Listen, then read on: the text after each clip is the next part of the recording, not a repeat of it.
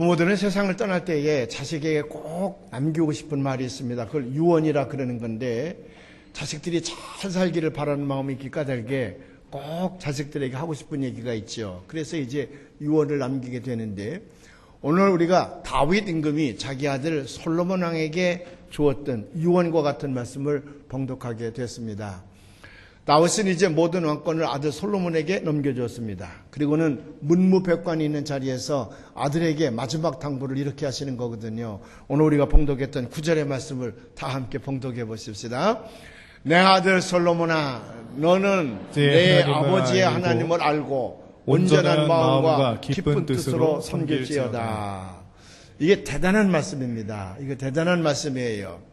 아들에게 지금 세 가지를 당부하고 있는데, 첫째는 뭐냐 그러면 내 아버지, 다시 말하면 내가 섬겼던 하나님이 누구인지를 너는 분명히 알아야 되겠다. 그 하나님이 누구인지를 꼭 알아야 되겠다. 두 번째로는 그 하나님을 알고 나면 너는 반드시 그 하나님을 섬겨야 되는데, 어떻게 섬기냐 그러면 온전한 마음을 가지고 섬기거라. 온전한 마음을 가지고 섬기거라.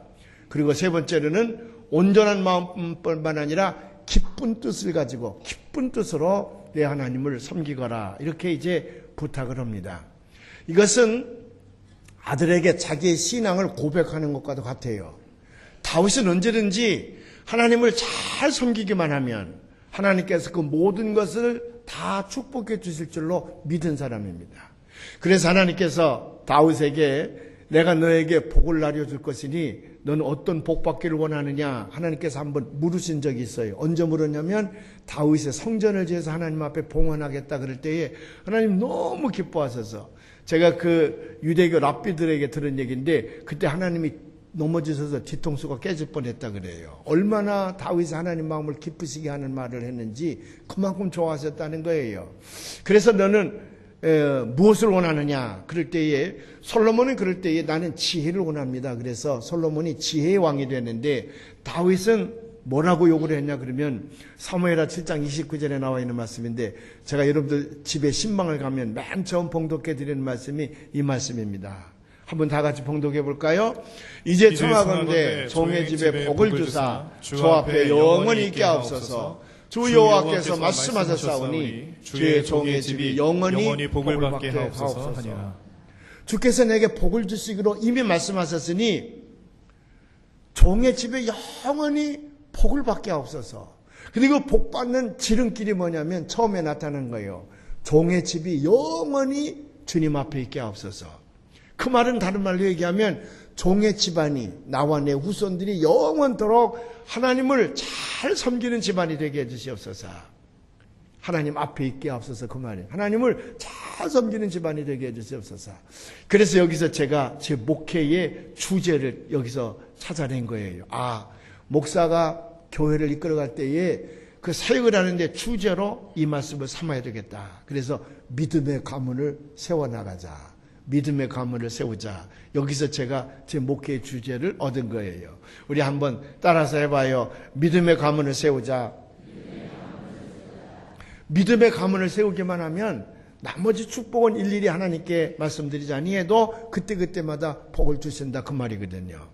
예수님이 이 땅에 오셨을 때 말씀하시지 않았습니까? 저 산상수훈에서 말씀하시는데 마태복음 6장 33절에 보면 이렇게 말씀을 하시고 계시거든요. 한번 봉독해봐요. 그런즉 너희는 먼저 그의 나라와 그의 의를 구하라. 그리하면 이 모든 것을 너희에게 더하시리라. 여기 이 모든 건 뭐예요? 먼저 그의 나라와 의를 구하면 이 모든 것을 준다 그랬거든요. 그 모든 것이 뭐냐면은 흔히 보통 사람들이 구하는 겁니다. 이방인들이 구하는 것과 같다 그랬는데, 무엇을 먹을까? 무엇을 마실까? 무엇을 입을까? 아주 기본적인 욕구들이죠. 이런 것들을 하나님께서 더하시리라. 더해주신다. 채워주신다. 그 말이에요. 하나님을 잘 섬기기만 하면. 근데 그 하나님을 어떻게 섬겨야 되느냐? 그 섬기는 방법을 오늘 솔로몬에게 가르쳐 주는 거예요. 온전한 마음과 그 다음에 기쁜 뜻을 가지고 하나님을 섬겨야 된다는 거거든요. 온전한 마음과 기쁜 뜻을 가지고 하나님을 섬기거라. 그런데 첫 번째로 솔로몬이 알아야 될 것은 하나님이 누구인지를 알아야 된다. 하나님이 누구인지를. 그러면 다윗은 자기가 믿는 하나님을 무슨 하나님으로 알고 있을까요? 어떤 하나님으로 알고 있을까요? 물론 다윗의 신관 그러면 종이로 쓰기 시작하면 지구를 덮어도 남을 만큼 다윗이 가지고 있는 신관은 많이 있을 것입니다. 그러나 그걸 요약을 하면 다윗의 시편에서 늘 하나님을 찬양할 때 썼던 단어가 있어, 문장이 있어요. 거기에 아주 요약되어 있는데 그 문장이 뭐냐면 할렐루야, 할렐루야, 여호와께 감사하라. 그는 선하시며 그 인자하심이 영원함이로다. 요 문장이에요. 요게 무려 글자 하나도 안 틀리고 구약 성경에만 6번이 나오거든요. 그리고 여호와께 감사하라. 그는 선하시며 그 인자하심이 영원함이로다. 이 단어가 들어간 건요 수백 번도 넘고요. 요 똑같은 문장이 6번이나 나온다니까. 우리 한번 136번 1절에 있는 말씀을 한번 다 같이 봉독해 볼래요? 여호와께 감사하라. 그는 선하시며 그 인자하심이 영원함이로다. 다윗이 아는 하나님은 이 하나님이야. 언제든지 선하시고 언제든지 그 인자하심이 영원한 분이에요. 그런 하나님. 여기 선하시다고 하는 말은 무슨 말이냐? 히브리어로 토브라고 하는 말인데, 이 토브라고 하는 말은 도덕적으로, 영적으로, 그리고 실제로 생활하는 데 있어서 그 갖춰야 될 모든 기준에서 한치도 어긋남이 없는 그런 말이거든. 다른 말로, 우리말로 번역을 하면 완벽하신 하나님이야. 흠이 없으신 하나님. 그 완벽하신 하나님이 인간을 볼 때에 얼마나 추하게 보이겠습니까? 얼마나 오염됐겠습니까? 허물과 죄가 많지요. 그럼에도 불구하고 그것을 탓하시지 아니하시고 다 용서하시고 끌어안아 주시고 넘어주시면 이렇게 세워주시고 환난을 당할 때에 그 환난을 가운데서 우리를 지켜주시고 보호해 주시는 하나님, 그런 선하신 하나님이야. 다윗에게는 언제든지 그 하나님이 너무 고마운 거예요. 왜 고마운 줄 아십니까? 하나님께서 이 세상을 창조하셨습니다. 그리고 인간을 그 중심에 놓으셨습니다. 그리고 그 인간에게 분명히 말씀하십니다. 하나님을 잘 섬기고 하나님의 뜻을 받들어 살아라고요. 뭐든지 만들면 그 만든 목적이 있거든요. 칼을 만들었으면 칼에 대한 목적이 있지 않습니까? 자전거를 만들었으면 자전거에 대한 목적이 있지 않습니까? 시계를 만들었으면 시계에 대한 목적이 있지 않습니까? 만든 자의 목적이 거기 있거든요. 하나님께서 인간을 만드셨습니다. 그러면 하나님께서 인간을 향한 목적이 있어요. 그 목적을 따라 살아야 되는데 처음부터 목적을 벗어나지 않지 않습니까? 그래서 아담과 이브가 하나님 말씀에 불순종해서 선악과를 따먹으면서부터 그때부터 이제 죄악이 들어오기 시작을 하지요. 그런데 이 하나님은 우리에게 그 목적한 바 따라서 이 땅에 창조하셨는데 하나님의 뜻을 따라 살지 아니하면 하나님께서는 반드시 심판하시고 그 죄값으로 형벌을 내리신다고 우리에게 선언하셨습니다. 하나님은 어제나 오늘이나 동일하신 하나님이실 뿐만 아니라 한 번 말씀하시면 절대로 변치 않으신 하나님, 그 하나님이시기 때문에 이 세상에서 하나님의 뜻을 따라 잘 사는 사람에게는 자손만대로 복을 줄 것이지만은 하나님께서 만드신 목적과 그 뜻을 따라 살지 아니할 때에는, 다시 말하면 죄된 삶을 살 때에는 하나님께서 반드시 심판하시고 형벌을 내리시는 하나님이시야. 그래서 구약의 율법에 보면 그 죄값을 3, 4대까지 물겠다. 3, 4대까지 물겠다. 근데 왜 하나님은 선하시냐면 그렇게 우리에게 말씀하시는데도 불구하고 우리가 그 잘못된 것을 깨닫고 하나님 앞에 나아가 회개하기만 하면 우리의 죄가 주홍빛같이 붉을지라도 흰은과 같이 깨끗이 씻어주시겠다고 약속하신 하나님이 다윗에게 언제든지 그렇게 대하셨거든요. 여러분 잘 아는 대로 다윗은 무명의 목동인며 능력이 있는 사람이 아니었습니다. 저 시골에서 양을 치는 목동에 불과했습니다. 그런데 하나님께서 사무엘을 보내서도 그에게 안수하시더니 그를 길러서 이스라엘 민족의 전무후무한 왕으로 삼지 않으셨습니까? 그뿐만 아닙니까? 그에게 물맷돌 5개를 주어서 골리앗과 같이 블레셋 장군을 쓰러뜨리는 데에 하나님 함께 하셨습니다. 전쟁터에 나가면 다윗은 백전백승을 했다 그랬어. 지는 법이 없었습니다. 능력도 주었습니다. 신비한 능력도 주어서 사울왕이 이제 거품을 뿜고 쓰러지게 되면 그 앞에 가서 노래를 부르고 악기를 타게 되면 사울왕이 벌떡벌떡 일어났어. 이런 신유의 능력도 다윗에게 주었습니다. 하나님은 다윗에게 엄청난 복을 많이 주셨어요. 그럼에도 불구하고 다윗은 하나님 앞에 하나님의 뜻을 따라 잘 살지는 못했어. 다윗은 여러 가지 허물과 죄가 많은 사람이에요. 자식 농사를 잘못 졌습니다. 우선 마누라가 너무 많았어. 너무 많아가지고 그 많은 자식들을 제대로 가르치지 못했어요. 그래서 압살롬과 같은 놈은 자기 아버지에게 반기를 들고 아버지를 죽이려고 하지 않습니까? 그래서 아버지가 밤에 도망가잖아요. 폐영무도한 자식을 두었어. 그건 다윗 임금의 업보올시다. 지가 가정을 잘못 다스렸기 때문에 그런 일이 저질렀어요. 뿐만 아닙니까? 신하들이 반기를 들어서 다윗 임금을 죽이려고 하지 않습니까? 그것도 신하들을 자기가 잘못 관리했기 때문에 그래요. 저 우리아의 아내 바세바를 범함으로 말미암아 큰 죄를 짓고 그는 죽을 때까지 벽앤잎에 눈물이 가득 채이도록 하나님 앞에 회개했다 그랬어. 다윗이 잘못한 게 참 많아요. 오죽하면 너는 성전을 지면 안 되겠다. 네 손에 피가 너무 많이 묻었으니 너는 성전을 지면 안 되겠다. 네가 성전을 지어서 내게 봉헌하려고 하는 그 뜻은 내가 받지만은 네 손으로 성전을 지어서는 안 되겠다. 네 아들 솔로몬이 성전을 짓도록 하거라. 오늘 말씀 가운데에도 아들아 내가 성전을 그런 마음을 가지고 지어야 되느니라 그렇게 유언으로 남기잖아요.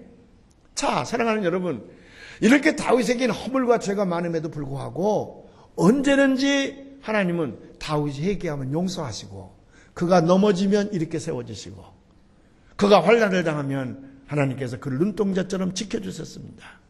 그래서 다윗은요, 그 하나님을 생각하기만 하면 입을 열어 찬송을 하는데 뭐라고가 찬송하냐 그러면 할렐루야 여호와께 감사하라. 그는 선하시며 그 인자하심이 영원함이로다. 다윗의 입에서는 이 찬송이 끊이질 아니했다는 거거든요. 우리 따라서 한번 해보실시다. 할렐루야 여호와께 감사하라. 근데 입을 안 벌리고 있는 사람이 4사람이나 있네. 다시 한번 해봐요. 할렐루야 여호와께 감사하라. 그는 선하시며 그 인자하심이 영원함이로다. 예. 선하시단 말 무슨 말인지 알지요? 그 다음에 인자하시단 말은 무슨 말이냐 그러면 영어 표현으로 이거 헤세드라고 하는, 히브리어로는 헤세드라고 하는 말인데 영어로는 뭐라고 번역했냐 그러면 영어로는 steadfast love라 그랬어. 아주 견고하고 흔들리지 않는 사랑, 변질되지 않는 사랑입니다. 어떤 상황 가운데서도 하나님은 마음을 바꾸지 않아요. 인간의 사랑과는 정반대이죠. 인간의 사랑은 어떻습니까? 언제든지 조건적이고 언제든지 인간의 사랑은 변질되잖아요. 그래서 성경에는 부부지간에도요 믿으란 말은 전혀 없어. 그냥 사랑하라고만 돼 있지 부부지간에도 믿으란 말은 없어. 왜? 이게 불완전한 인간이기 때문에 그래요. 인간의 사랑은 언제든지 이게 변질될 가능성이 있습니다. 불완전한 인간이기 때문에 그래요. 그러나 여기에 비해서 하나님의 사랑은 절대로 변질되지 않습니다. 이건 아가페의 사랑이에요. 아가페의 사랑은 steadfast love예요. 아주 견고한 흔들리지 않는 그런 사랑이에요. 그런 사랑으로 다윗을 용서하시고 지켜주시고 인도해 주시니까 다윗은 입만 열면 그는 선하시며 그 인자하심이 영원함이로다. 하나님은 언제든지 다윗에게 선하시고 그 인자하심이 영원한 분이니까 달게 다윗은 하나님을 어떻게 섬겼냐 그러면 온전한 마음으로. 여기 온전한 마음이라고 한 말은 더블 마인드가 아니란 말이에요. 2가지 마음이 아니란 말이에요. 하나님이 제일 싫어하는 것은 2가지 마음이야. 2가지 마음. 성경에도 보면 이 2가지 마음을 품는 자에게 하나님께서 어떤 벌을 내리신다는 말이 여기 나와 있는데 2가지 마음을 품는 자들에게는 어떤 벌을 내리시느냐. 하나님이 제일 싫어하기 때문에 그 사람에게는 하나님께서 별로 좋은 그런 축복을 하시지 않는다고 그랬습니다. 자, 그 말씀을 한번 봉독해 볼까요? 어디에 있냐 그러면 그 말씀이 야고보서 4장 8절에 나와 있는데 한번 봉독해 보십시다. 하나님을 가까이 하라. 그리하면 너희를 가까이 하시리라. 죄인들아 손을 깨끗이 하라. 두 마음을 품은 자들아 마음을 성결하게 하라. 호세아서는 이렇게 말씀하고 있습니다. 호세아서는 더 이제 구체적으로 말씀하겠습니다. 한번 봉독해 봐요. 그들이 두 마음을 품었으니 이제 벌을 받을 것이라. 하나님이 그 제단을 쳐서 깨뜨리시며 그 주상을 허시리라. 하나님께 와서 예배 드리면서도 딴 마음을 가지고 있다고, 다른 우상을 섬기고 있어? 그러면 그 마음을 받지 아니하시고 벌을 내리시고 그 제단을 깨어 부수리라 그랬거든요. 그러니까 다윗은 언제든지 온전한 마음과 기쁜 뜻, 여기 기쁜 뜻이라고 하는 말은 willing mind예요. 의지가 담겨져 있는 마음이야. 그러니까 하고 싶어서 하는 거예요. 억지로 강제적으로 하는 것이 아니라 자기가 하고 싶어서 하는 거예요. 온전한 마음에는 wholehearted이야. wholehearted, 전심을 다해서 하는 거예요. 기쁜 뜻은 아주 willing, 하고 싶어서 기쁜 마음으로 누가 시켜서 하는 것이 아니라 마음속에서 우러나오는 그런 마음을 가지고 하나님을 섬기면 그 하나님께서 모든 것은 더해 주신다고 말이죠. 자, 그는 선하시며 그 인자심이 영원함이로다. 그런데 하나님을 찬양할 때 앞에 뭐가 붙습니까? 언제든지 여호와께 감사하라. 하나님을 섬긴다 그럴 때 온전한 마음과 기쁜 뜻으로 섬기는데 그 온전한 마음과 기쁜 뜻으로 섬기는 까닭은 그 중심에 뭐가 있냐 그러면 정말 주신 은혜에 대해서 감사하는 마음이야. 그 감사하는 마음. 그것이 신앙을 성장케 하기도 하고 그 감사하는 마음이 하나님을 온전하게 섬기게 하기도 하고 그 감사하는 마음이 하나님의 또 다른 축복, 더 큰 축복을 얻게 하는 지름길이다 그 말이지요. 그 축복이 여러분들이 임하시기를 주의 이름으로 축원을 합니다. 그래서 다윗은 언제든지 할렐루야 여호와께 감사하라. 그는 선하시며 그 인자하심이 영원함이로라. 그러니 너희가 온전한 마음과 기쁜 뜻을 가지고 하나님을 섬기거라. 그러면 하나님께서 너희에게 큰 복을 나누어 주실 것이니라. 그래서 우리가 하나님 앞에 예배하는 것, 다른 사람들에게 선을 베푸는 것, 이거 모두가 다 왜 하는 것이냐 그러면 이미 하나님께서 내게 주신 은혜가 너무 고맙고 감사해서 그 보답을 하는 거예요. 그럴 때 하나님은 제일 기뻐하신다고 말이죠. 어떤 조건을 가지고 하는 게 아니야. 너무 감사해서 기쁜 마음으로 드리는 거라고 말이에요. 이것이 신앙의 과정이었습니다.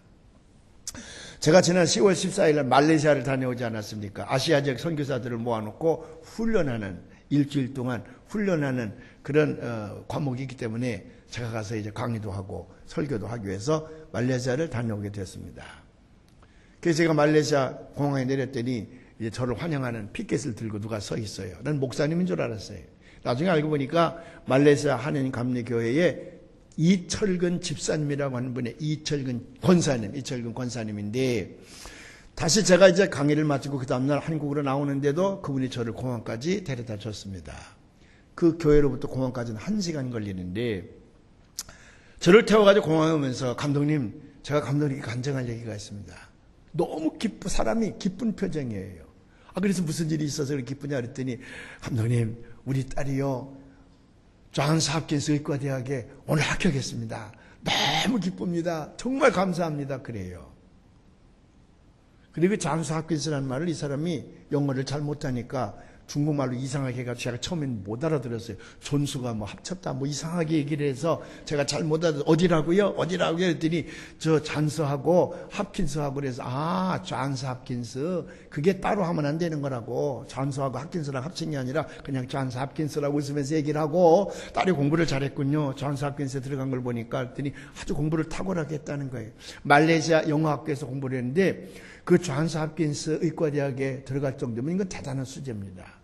그 둘째는 더 공부를 잘하는데 딸인데 걔도 거기를 들어가려고 그럽니다. 셋째는 아들인데 아들이 이제 공부를 잘한대요. 근데 자기 집사람과 늘 얘기하기를 아들은 우리 목사로 만들자. 그래서 아들은 앞으로 목사가 될 거래요. 그러면서 그 하는 말이 너무 하나님 은혜가 감사해요. 제가요 동대문 지역에 구두 닦기였습니다. 그래요. 자기가 8살 때에 부모님이 다 돌아가셨답니다. 그래서 이제 공항을 전전하다가 도대체 배가 고파 견딜 수가 없어서 서울로 무작정 올라왔대요. 그 동대문 근방에서 이제 구두 닦기를 하는데 그러니 뭐 거처할 곳이나 있었겠습니까? 구두를 닦아서 얻어먹으며 사는 상거지지요 뭐. 근데 친구들이 그 옆에 동대문 감리교회가 있는데 거기 야간부에 야학이 있는데 배움의 집이란 야학이 있는데 거기 가서 공부할 수 있으니 공부하고 싶은 사람은 거기 가면 된다 그러더래요.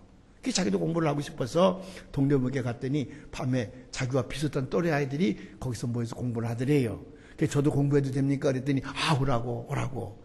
근데 거기 대학생들 또는 집사님 권사님들이 자원봉사자로 아이들을 밤에 모아놓고 가르치는데 그렇게 친절하고 따뜻하게 공부를 시켜서 검정고시를 보게 하고 그래서 이제 진학을 시키고 하는데 거기 담임 목사님이 이제 장기천 목사님이라고 우리 대선배님 이미 돌아갔습니다만은 그분이 일주일에 한 번씩 와서 이제 성경을 가르치고 누구든지 예수를 믿기를 원하는 사람들은 주일날 낮에 오라고. 그 성경 말씀 가르치는데 너무 그 말씀이 은혜가 돼서 자기가 주일날 가서 이제 예수 믿기를 결심을 하고 교육을 받고 세례를 받았대요. 그때부터 그의 인생이 달라지기 시작을 하는 거예요. 지금까지 이 세상에서 버려진 존재거든요. 아무한테도 의지할 데 없는 불황에 불과했는데 이제 예수를 믿고 나니까 내가 하나님의 아들이 됐거든. 동대문 감리교회 교인이 됐습니다. 교인들이 자기를 사랑해 주는데 너무 행복한 거예요. 부모가 없더라도 그렇게 행복할 수가 없는 거예요. 그때부터 그의 인생이 꿈을 갖기 시작을 한 거예요. 그 전에는 꿈이 없었습니다. 그러니까 그때부터 꿈이 생기기 시작을 하는 거예요. 그래서 검정고시로 중학교 과정을 마치고 또 검정고시로 고등학교 과정을 마치고 구두 닦기를 해서 먹고 사는데 비슷한 처지의 여학생이 하나 있었답니다. 근데 그 여학생하고 눈이 맞아가지고 눈이 어떻게 맞는지 알지요? 그래서 서로 사랑하게 되고 나중에 결혼을 하게 됐는데 그 여학생도 열심히 공부해서 그때는 5급 공무원, 지금으로 말하면 9급 공무원이죠. 9급 공무원 시험에 합격을 해서 서울시청에서 이제 근무하게 됐고 자기는 자기 마음속에 꿈이 있으니까 하나님만 의지하고 맨주먹으로 대만을 갔다는 거예요. 대만을 가서 거기서 이제 일을 하면서 대만대학에 들어가서 중국어를 전공하고 경제학을 전공을 했다는 거예요. 근데 맨몸이 어지른지 하나님께서 그 앞길을 이렇게 저렇게 다 인도해 주셔서 거기서 공부를 석사학위까지 MBA까지 마쳤답니다. 가만히 보니까 본토는 그렇고 중국 사람들이 어디 가서 많이 사나 봤더니 말레이시아에 중국 사람들이 많이 살고 거기서 큰 기업을 하는 사람들이 많이 있어서 그도 말레이시아로 갔답니다. 뭐 중국어를 유창하게 해요. 유창하게 해요. 내가 못 알아들으니까 더 유창하지 뭐. 무슨 말을 하는지 뭐 전화가 오면 중국말로 쌀라쌀라 하는데 뭐 아주 잘하는 것 같아. 제가 볼 때 아주 잘하는 것 같아요. 중국에 가서 말레이시아에 가서 터를 잡고 자기 부인 오라 그래서 거기서 3남매를 낳고 사는데 돈을 많이 벌었습니다. 사업이 아주 잘 돼가지고 한국으로부터 무슨 수입하는 총 무슨 그 특허를 자기가 받아가지고서 말레이시아 전체의 상권을 장악하고 있는데 돈을 아주 많이 벌었어요. 이분이 하시는 말씀이 말레이시아 하느님 감리교를 가보니까 해외 교회를 치고는 교회를 이쁘게 잘 지어놨어요. 해외 한인들이 자체 교회를 지어서 신앙생활하기가 쉽지 않거든요. 다들 어려운데 근데 아주 교회를 잘 지어놨어요. 그 교회 땅을 제가 낸 겁니다. 근데 제 땅이었었습니다. 회사를 하려고 그 땅을 구입해 가지고 있다가 아무래도 하나님의 교회를 먼저 져야 되겠기에 교회에다 제가 내놨습니다. 그래서 교회를 그 위에다 짓고 자기가 지금 재정부장을 10년 넘게 15년째 재정부장을 하고 있다는 거예요. 이 교회를 잘 받들어서 그 교인들이 약 한 400명쯤 모여요. 어른들이 한 300명 이상 모이고 아이들이 또 모이고 그래서 한 400명쯤 모이는데 얼마나 교인들이 잘 훈련됐는지 그 선교사들 27커플인가요? 한 46명인가를 모아놓고 일주일 동안 교육을 하는데 그 여성계 회원들이 와서 아침, 점심, 저녁을 대접을 하는데 그냥 대접하는 게 아니야. 정성을 매 끼마다 테이블볼을 바꾸고 거기다 꽃무늬를 놓고 장식을 하고 그 음식을 하나 갖다 놓는 것도요. 무늬를 해서 다 갖다 놓고요. 그리고 수저 하나도 전부 그 테이블볼에 싸서 갖다 놓고 거기다 카드를 얼마나 수고하십니까? 사랑합니다. 카드를 갖다 놓고 매 끼마다 선물을 하나씩 갖다 놔요. 그러니까 이 선교사님들이 막 입에 코에 귀에 걸리는 거예요. 이런 대접을 받아본 적이 없는 거야. 그러니까 그 여선교 회원들이 그 선교사님들을 최선을 다해서 지금 섬기고 있는 거예요. 그 일을 뒤에서 누가 다 지원하고 있냐면 이제 이철근 권사님과 그 교회 장로님들이 지원을 하고 있는데 자기가 교회를 위해서 정성을 다한다는 거예요. 왜? 받은 은혜가 너무 커서. 자기가 구두 닦기 소년에 불과했는데 교회를 통하여 검정고시를 봐서 배움의 길도 열렸고 하나님께서 물질적으로도 이렇게 축복해 주셨고 자녀도 축복해 주셨고 좋은 마누라도 교회에서 만나게 해주시고 너무 행복하다는 거예요. 그래서 하나님을 위해서 내가 이렇게 봉사하고 헌신한다는 거예요. 그래서 제가 잘했습니다. 참 잘했습니다. 그랬더니 그분이 그런데 말이죠. 감독님 제가 하나 더 마지막으로 할 일이 있습니다. 그게 뭐냐?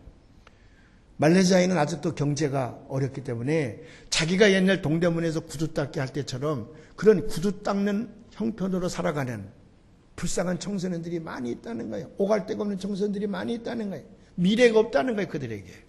그래서 그들을 위해서 땅을 싸서 직업학교를 세워가지고 그들에게 직업을 가르쳐서 죄송합니다. 직업을 가르쳐서 잘 살 수 있는 길도 열어주고 걔들에게 복음을 전해서 예수 믿게 해가지고 나처럼 이렇게 복된 삶을 살아가도록 길을 열어주려고 합니다. 제가 이 일을 마지막 사역을 하려고 그러는데 감독님 저를 위해서 기도해 주세요. 그래서 제가요 그 친구에게 약속을 했습니다.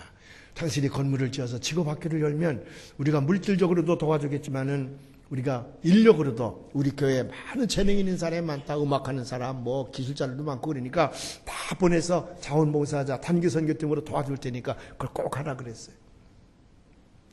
그 친구가 제게 그런 얘기를 합니다. 이렇게 제가 열심히 하려고 하는 까닭은 제가 동대문 감교회를 통해서 하나님을 만났고 그 하나님이 너무 많은 은혜와 축복을 주셔서 이렇게 해서라도 해야 하나님을 찬송하고 하나님 앞에 보답하는 길이 아니겠습니까? 그래요.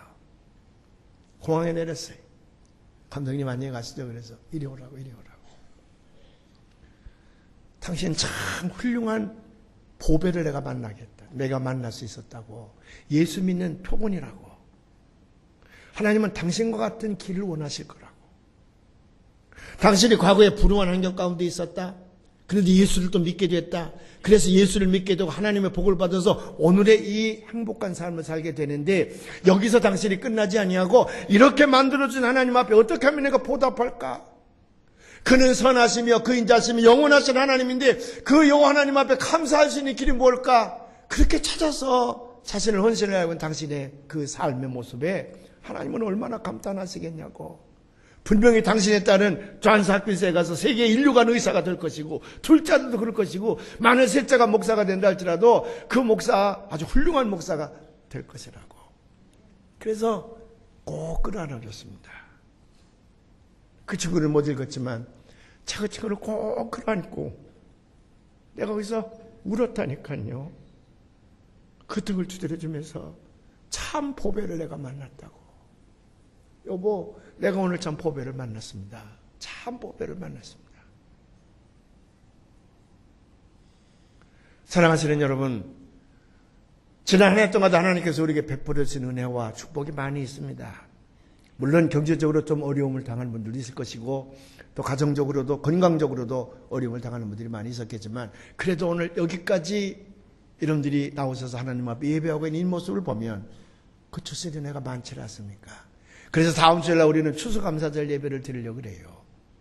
추수감사절 예배는 1년에 한 번씩이는 그냥 행사 예배가 아닙니다. 정말 온전한 마음과 기쁜 뜻으로 하나님을 섬기고 있음을 나타내 보여주는 것이 추수감사절 예배예요. 왜? 우리가 믿는 하나님은 언제든지 내게 선하시고 그 인자하심이 영원하신 분이었거든요. 다윗의 고백, 우리의 고백입니다. 그의 인자하심이 영원하다. 그는 언제나 나에게 선하게 대해주셨다고 말이죠. 저 탕자의 둘째 아들이 아버지 재산을 가져가서 그래서 저 도시에 나가 계집과 술로 다 망쳐버렸습니다. 병든 몸을 가지고 다시 아버지께 돌아올 때에 아버지가 내치셨습니까? 내치지 않았습니다. 그가 병든 몸으로 아버지 앞에 나타난다? 이거 불효막심한 놈이에요. 그 하나만 보더라도. 왜? 우리가 여기까지 장성한 사람으로 이 세상에 살기까지 우리를 키워주신 부모님의 그 노고는 이루 말할 수가 없죠. 여러분들이 자식을 낳아서 기를 때에 그 처음부터 기저귀 갈고 젖 먹이고 그 대소변 갈게 하고 병들면 그거 고쳐주고 하는 그 정성이요. 얼마나 많이 기울여. 이건 엄청난 희생이거든요. 그렇게 해서 잘 살라고 우리를 키워줬는데 우리가 마약이나 하고 술이나 먹고 못된 짓을 해서 만약 우리 몸이 병이 된다 그러면 그 부모님 은혜에 우리가 얼마나 배은망덕하는 짓입니까? 재산 탕진하는 게 문제가 아니잖아요. 그래도 탕자의 아버지는 그를 껴안고 키스하고 그에게 새 옷을 갈아입히고 살찐 송아지를 잡고 동네 사람들에게 잔치를 베풀면서 죽었던 자식이 다시 살아왔다고 기뻐하지 않습니까? 그게 하나님 마음이거든요. 그 선하시고 인자하신 하나님 마음이 있었기까지 오늘 내가 여기 있지 않습니까? 오늘 여러분이 여기 있지 않습니까? 그러면 그 하나님 앞에 어떻게 보답할꼬? 어떻게 내가 이 감사한 마음을 드릴꼬? 그것이 추수감사절 예배입니다. 여러분들에게 이런 종이를 나눠드려서 자꾸 감사의 내용을 적으라고 하는 까닭이 거기에요. 한꺼번에 다 생각이 안 나요. 숨어있는 감사가 너무 많아. 그걸 개발해서 적다 보면 우리의 영혼의 문이 열려지게 되는 거예요. 그래서 진정 하나님 앞에 감사한 마음이 있게 돼. 그래서 감사예배를 드리게 될 때 하나님은 이 모든 것을 더하시리라. 너희는 그의 나라와 의를 먼저 구하라. 그리하면 이 모든 것을 더하시리라. 우리의 근심과 걱정을 다 제어하여 주시고 필요한 모든 것들을 채워주시는 하나님. 추수감사 예배가 그렇게 드리워지기를 주님의 이름으로 축원합니다.